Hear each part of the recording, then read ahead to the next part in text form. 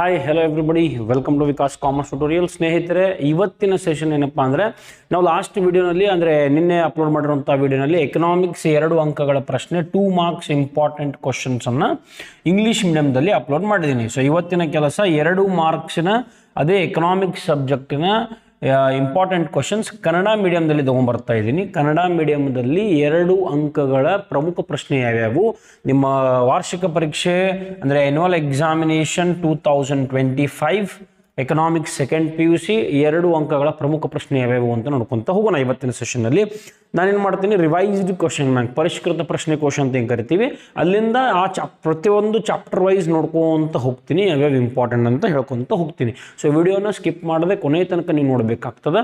ಆಮೇಲೆ ಯಾವ ಇಂಪಾರ್ಟೆಂಟ್ ಅಲ್ಲ ಅನ್ನೋದು ನಿಮಗೆ ಇಲ್ಲಿ ಚೆನ್ನಾಗಿ ಅರ್ಥ ಆಗ್ತದೆ. ಸೊ ವಿಡಿಯೋನ ಸ್ಕಿಪ್ ಮಾಡಿದ್ರೆ ಕೊನೆ ತನಕ ನೋಡಿ. ಆಮೇಲೆ ನಮ್ಮ ಚಾನಲನ್ನು ಫಸ್ಟ್ ಟೈಮ್ ನೋಡ್ತಾ ಇದ್ದರೆ ಸಬ್ಸ್ಕ್ರೈಬ್ ಮಾಡದೆ ನೋಡ್ತಾ ಇದ್ದರೆ ದಯಮಾಡಿ ಸಬ್ಸ್ಕ್ರೈಬ್ ಮಾಡಿ ಅಂತ ಕೇಳ್ಕೊಳ್ತೀನಿ.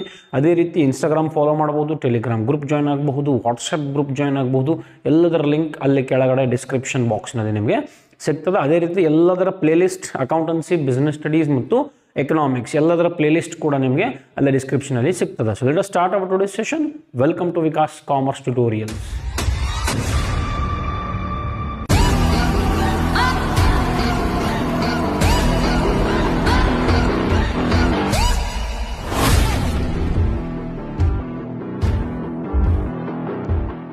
ಓಕೆ ವಿದ್ಯಾರ್ಥಿಗಳೇ, ಈಗ ನಿಮಗೆ ಇಲ್ಲಿ ಕೂಡ ಕಾಣ್ತಾ ಇದೆ, ಇದು ಪರಿಷ್ಕೃತ ಪ್ರಶ್ನೆ ಕೋಟಿ ಅಥವಾ ಪ್ರಶ್ನೆ ಕೋಶ ಅಂತ ಕರಿತೀವಿ. 2024-25 ಅಂದರೆ ಇದೇ ಶೈಕ್ಷಣಿಕ ವರ್ಷಕ್ಕೆ ಬಂದಿರೋದು, ಅರ್ಥಶಾಸ್ತ್ರ ವಿಷಯದ್ದು ದ್ವಿತೀಯ PUC. ಸೊ ನಾನೇನು ಮಾಡ್ತಾ ಇದ್ದೀನಿ, ಈ ಪರಿಷ್ಕೃತ ಪ್ರಶ್ನೆ ಕೋಶದಿಂದನ 2 ಅಂಕಗಳ ಪ್ರಮುಖ ಪ್ರಶ್ನೆಗಳು ಯಾವ್ಯಾವು ಅಂತ ನೋಡ್ಕೊಂತ ಹೋಗುವ. ಮೊದಲನೇ ಚಾಪ್ಟರ್, ಮೊದಲನೇ ಭಾಗ ಸೂಕ್ಷ್ಮ ಅರ್ಥಶಾಸ್ತ್ರ, 2ನೇ ಭಾಗ ಸಮಗ್ರ ಅರ್ಥಶಾಸ್ತ್ರ, ಇದೆಲ್ಲರೂ ನಿಮ್ಗೆ ಗೊತ್ತು. ಸೊ ಮೊದಲನೇ ಚಾಪ್ಟರ್ ಯಾವುದಪ್ಪ ಅಂದರೆ ಪರಿಚಯ. ಇಲ್ಲಿ 2 ಅಂಕಗಳ ಪ್ರಶ್ನೆಗೆ ಬಂದರೆ, ಸೊ ಈಗ ನಿಮ್ಮ ಸ್ಕ್ರೀನ್ ಮೇಲೆ ನೋಡ್ಬೋದು ನೀವು 6 ಪ್ರಶ್ನೆಗಳು ನಿಮಗೆ ಇಲ್ಲಿ ಸ್ಕ್ರೀನ್ ಮೇಲೆ ಕಾಣ್ತಾ ಇದೆ. ಸೊ 6 ಪ್ರಶ್ನೆಗಳಲ್ಲಿ ಯಾವುದು ಇಂಪಾರ್ಟೆಂಟ್ ಅಂತ ನಾನಿಲ್ಲಿ ಕನ್ಸಿಡರ್ ಮಾಡೋದಾದರೆ, ನನಗಿಲ್ಲಿ ಇಂಪಾರ್ಟೆಂಟ್ ಅಂತ ಅನಿಸ್ತಾ ಇರೋದು ಯಾವುದು, ಕ್ವಶನ್ ನಂಬರ್ 5 ಸ್ನೇಹಿತರೆ. ಯಾಕಪ್ಪ ಅಂದರೆ ಬಹಳಷ್ಟು ಸಲ ಎಕ್ಸಾಮ್ಗೆ ಬಂದದ್ದು, that is positive and normative economics ಅಂತ ಕರಿತೀವಿ. ವಾಸ್ತವಿಕ ಮತ್ತು ಮಾದರಿ ಅರ್ಥಶಾಸ್ತ್ರದ ನಡುವಿನ ಭಿನ್ನತೆ ಅಥವಾ ವ್ಯತ್ಯಾಸ ಅಂತ ಕರಿತೀವಿ.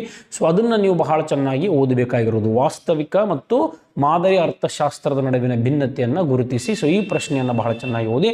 ಇದು ಒಂದು ಇಂಪಾರ್ಟೆಂಟ್ ಚಾಪ್ಟರ್, ಭಾಳ ಸಣ್ಣದಾಗಿರೋದ್ರೆ ಒಂದೇ ಒಂದು ಇಂಪಾರ್ಟೆಂಟ್ ಕ್ವಶನನ್ನು ಕನ್ಸಿಡರ್ ಮಾಡ್ತಾ ಇದ್ದೀನಿ.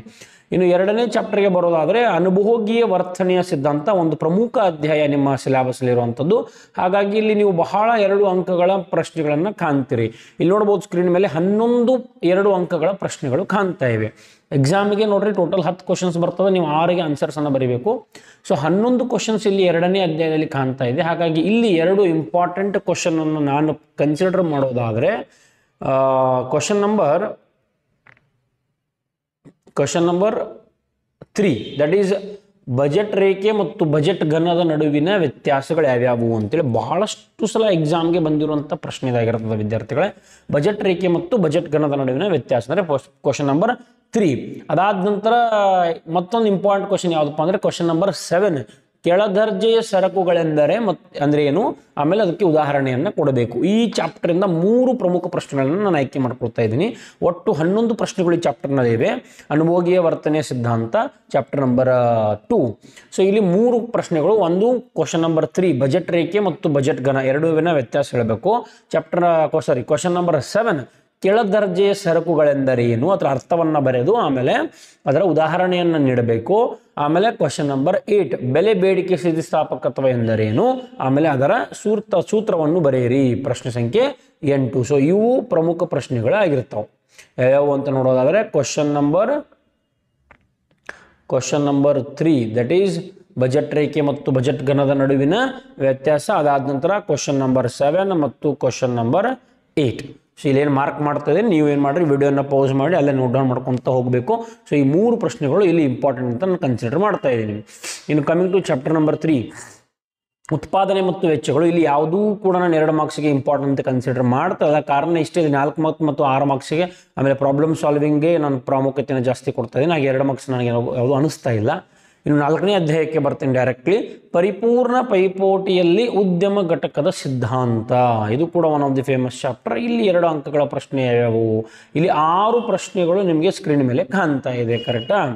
ಸೊ ಆ 6 ಪ್ರಶ್ನೆಗಳಲ್ಲಿ ಯಾವ್ಯಾವ್ದು ಇಂಪಾರ್ಟೆಂಟ್ ಅಪ್ಪ ಅಂದರೆ ನಂಬರ್ 2 ಶಟ್ಡೌನ್ ಪಾಯಿಂಟ್ ಅಂತ ಕರಿತೀವಿ ಇಂಗ್ಲೀಷ್ನಲ್ಲಿ, ಸ್ಥಗಿತತೆಯ ಬಿಂದುವಿನ ಅರ್ಥವನ್ನು ನೀಡಿ. ಇದು ಯಾಕೋ ನನಗೆ ಇಂಪಾರ್ಟೆಂಟ್ ಅಂತ ಅನಿಸ್ತದೆ. ಇದೊಂದು ಕ್ವಶನ್ ಅನ್ನು ನೀವು ಮಾಡಬೇಕು.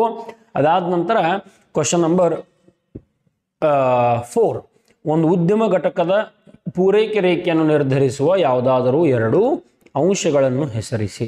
ಕ್ವಶನ್ ನಂಬರ್ 2 ಮತ್ತು ಕ್ವಶನ್ ನಂಬರ್ 4 ಸ್ಥಗಿತತೆಯ ಬಿಂದು ಬಗ್ಗೆ ಬರೀಬೇಕು. 4ನೇ ಪ್ರಶ್ನೆಯಲ್ಲಿ ಈ ಪೂರೈಕೆ ರೇಖೆಯನ್ನು ನಿರ್ಧರಿಸುವಂತಹ 2 ಅಂಶಗಳನ್ನು ಬರೀಬೇಕು. ಇವೆರಡು ಇಂಪಾರ್ಟೆಂಟ್ ಅಂತ ಕನ್ಸಿಡರ್ ನೀವು ಮಾಡ್ಕೊಳ್ಬಹುದು.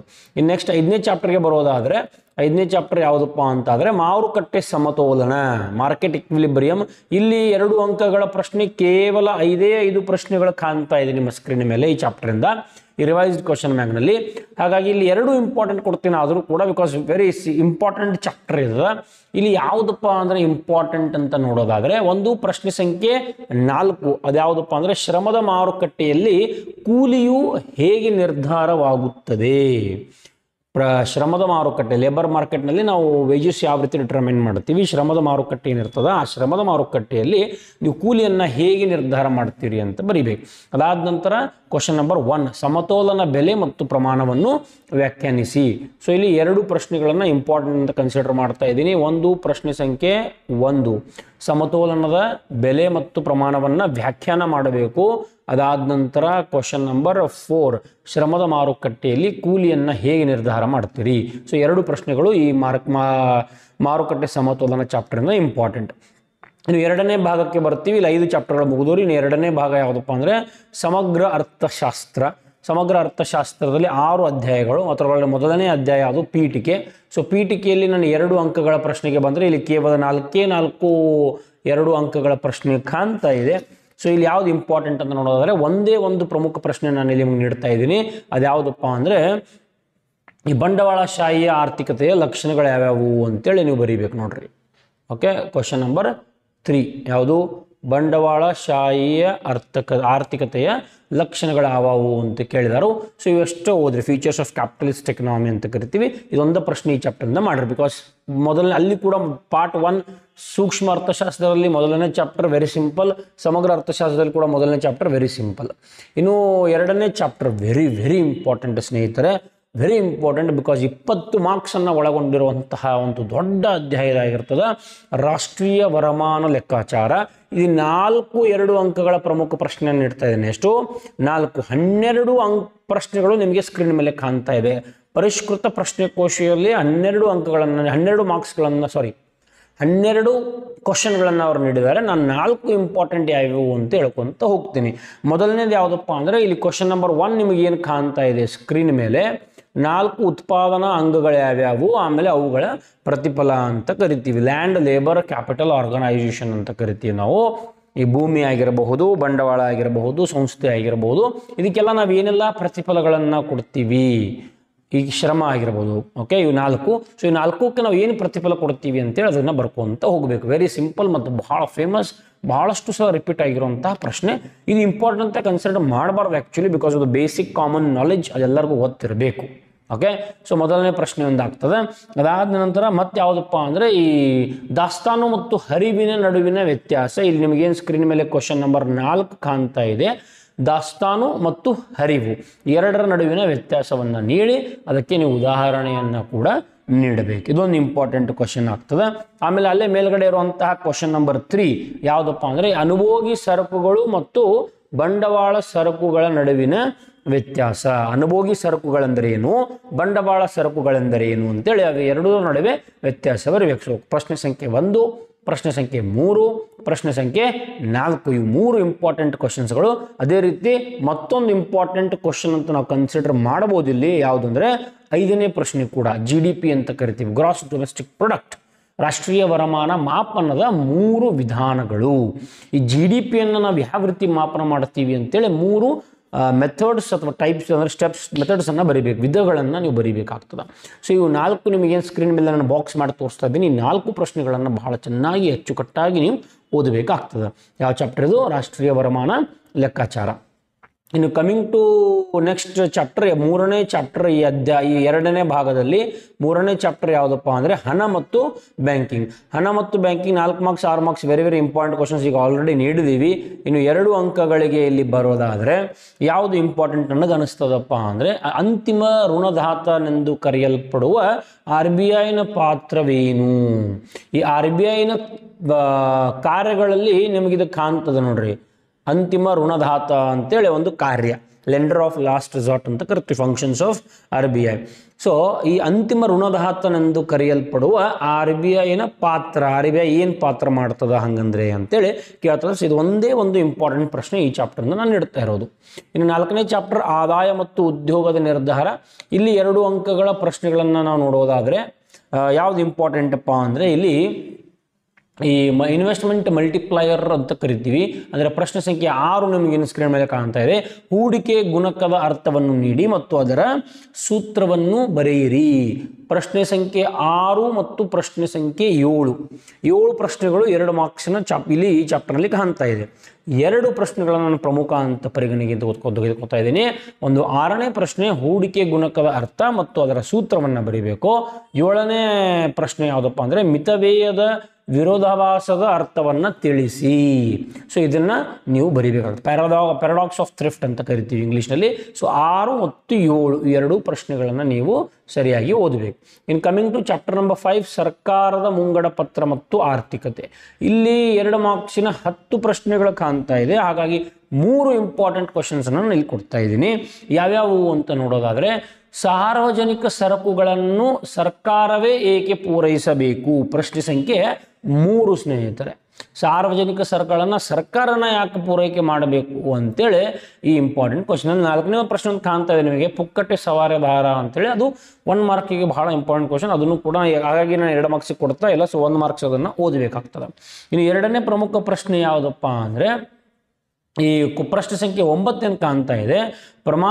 ಪ್ರಮಾಣುಗುಣ ಆದಾಯ ತೆರಿಗೆಯು ಸ್ವಯಂ ಚಾಲಿತ ಕಂಪನ ಗ್ರಾಹಕವಾಗಿ ಹೇಗೆ ಕೆಲಸ ಮಾಡುತ್ತದೆ, ಯಾವ ರೀತಿ ಕೆಲಸ ಮಾಡ್ತದೆ ಅಂಥೇಳಿ. ಆಮೇಲೆ ಮತ್ತೊಂದು ಪ್ರಶ್ನೆ ಇಂಪಾರ್ಟೆಂಟ್ ಯಾವುದಪ್ಪ ಅಂದರೆ ಈ ಸರ್ಪ್ಲಸ್ ಬಜೆಟ್ ಮತ್ತು ಡೆಫಿಸಿಟ್ ಬಜೆಟ್ ಅಂತ ಹೆಂಗೆ ಕರಿತೀವಿ, ಮಿಗುತೆ ಇಲ್ಲಿದೆ ನೋಡ್ರಿ, ಇಲ್ಲಿ ಮಿಗುತೆ ಮುಂಗಡ ಪತ್ರ ಮತ್ತು ಕೊರತೆ ಮುಂಗಡ ಪತ್ರ. ಅದೇ ಪ್ರಶ್ನೆ ಸಂಖ್ಯೆ 8. ಸೊ ಇಲ್ಲಿ ಇಂಪಾರ್ಟೆಂಟ್ ಅಂತ ನಾವು ಕರೆಯಲ್ಪಡುವ ಪ್ರಶ್ನೆಗಳು ಯಾವ್ಯಾವು ಅಂತ ನೋಡೋದಾದರೆ ಪ್ರಶ್ನೆ ಸಂಖ್ಯೆ 8 ಮತ್ತು 9 2 ಕೂಡ ಮಾರ್ಕ್ ಮಾಡ್ತೀನಿ ನೋಡ್ರಿ. ಮುಂಗಡ ಪತ್ರ ಅಂದರೆ ಸರ್ಪ್ಲಸ್ ಬಜೆಟ್ ಅಂತ ಕರಿತೀವಿ. ಆಮೇಲೆ ಕೊರತೆ ಮುಂಗಡ ಪತ್ರ, ಇವೆರಡು ನಡುವಿನ ವ್ಯತ್ಯಾಸವನ್ನು ಬರೀಬೇಕು. 9ನೇ ಇದು ಪ್ರಶ್ನೆ ಯಾವುದಪ್ಪ ಅಂದರೆ ಪ್ರಮಾಣುಗುಣ ಆದಾಯ ತೆರಿಗೆಯು ಸ್ವಯಂ ಚಾಲಿತ ಕಂಪನ ಗ್ರಾಹಕವಾಗಿ ಏಕೆ ಕೆಲಸ ಮಾಡುತ್ತದೆ ಅಂತ ಕೇಳ್ತಾರೆ. ಸೊ ಇವೆರಡೂ ಪ್ರಶ್ನೆಗಳನ್ನು ಓದ್ರಿ. ಆಮೇಲೆ ಪ್ರಶ್ನೆ ಸಂಖ್ಯೆ 3 ಯಾವುದು, ಸಾರ್ವಜನಿಕ ಸರಕುಗಳನ್ನು ಸರ್ಕಾರವೇ ಏಕೆ ಪೂರೈಸಬೇಕು. ಸೊ ಈ 3 ಪ್ರಶ್ನೆಗಳನ್ನು ನೀವು ಓದಬೇಕು. ಇನ್ನು ಲಾಸ್ಟ್ ಚಾಪ್ಟರ್ ಯಾವುದಪ್ಪ ಅಂದರೆ ಮುಕ್ತ ಆರ್ಥಿಕತೆ ಹಾಗೂ ಸಮಗ್ರ ಅರ್ಥಶಾಸ್ತ್ರ. ಇಲ್ಲಿ ಬರುವಂತಹ 2 ಅಂಕಗಳ ಪ್ರಮುಖ ಪ್ರಶ್ನೆಗಳಲ್ಲಿ ಯಾವುದು ಇಂಪಾರ್ಟೆಂಟ್ ಅಂತ ನೋಡೋದಾದರೆ ಒಂದೇ ಒಂದು ಇಂಪಾರ್ಟೆಂಟ್ ಕ್ವಶನ್ ಅನ್ನೋದು ನನ್ನ ಒಂದು ಅಭಿಪ್ರಾಯ. ಅದ್ಯಾವುದಪ್ಪ ಅಂದರೆ ಈ ಅಧಿಕೃತ ಮೀಸಲು ವ್ಯವಹಾರಗಳೆಂದರೇನು, ಸಂದಾಯ ಬಾಕಿಯಲ್ಲಿ ಅವುಗಳ ಪ್ರಾಮುಖ್ಯತೆ. ಇದು ಬೇಡ, ಇದು ಬಹಳಷ್ಟು ಸಲ ಎಕ್ಸಾಮ್ಗೆ ಬಂದಿರುವ ರೀತಿಯಲ್ಲಿ ಇದು ಕಾಣ್ತಾ ಇಲ್ಲ. ಈ ವಿದೇಶಿ ವ್ಯಾಪಾರಿ ಬಾಕಿ ವಿಧಗಳು ಯಾವ್ಯಾವು ಅಂತ ಕೇಳ್ತಾರೆ. ಅದಾದ ನಂತರ ಪಾಯಿಂಟ್ ನಂಬರ್ 1 ಹಣದ ವೃತ್ತಾಕಾರ ಚಲನೆ. ಇದು 4 ಮಾರ್ಕ್ಸ್ನಲ್ಲಿ ಕೂಡ ಇಂಪಾರ್ಟೆಂಟ್ ಅಂತ ನಾವು ಕನ್ಸಿಡರ್ ಮಾಡ್ಕೊಳ್ತೀವಿ. ಪ್ರಶ್ನೆ ಸಂಖ್ಯೆ 3 ನಿಮಗೆ ಕಾಣ್ತಾ ಇದೆ ನೋಡ್ರಿ, ಬಂಡವಾಳ ಖಾತೆಯಲ್ಲಿ ಮಿಗುತೆ ಮತ್ತು ಕೊರತೆ ಯಾವಾಗ ಉಂಟಾಗುತ್ತದೆ. Very important. ಈ ಜಾಸ್ತಿ ಮತ್ತು ಕಡಿಮೆ, ಸರ್ಪ್ಲಸ್ ಮತ್ತು ಡೆಫಿಸಿಟ್ ಅಂತ ಹಿಂಗೆ ಕರಿತೀವಿ. ಇದು ಬಂಡವಾಳ ಖಾತೆಯಲ್ಲಿ ಯಾವಾಗ ಕೊರತೆ ಮತ್ತು ಜಾಸ್ತಿ ಯಾವಾಗ ಉಂಟಾಗ್ತದೆ, ಕೊರತೆ ಯಾವಾಗ ಉಂಟಾಗ್ತದೆ, ಜಾಸ್ತಿ ಹೆಚ್ಚು ಯಾವಾಗ ಆಗ್ತದೆ ಅನ್ನೋದನ್ನ ನೀವು ಅಲ್ಲಿ ವಿವರಣೆ ಮಾಡಬೇಕು 2 ಅಂಕಗಳಿಗೆ.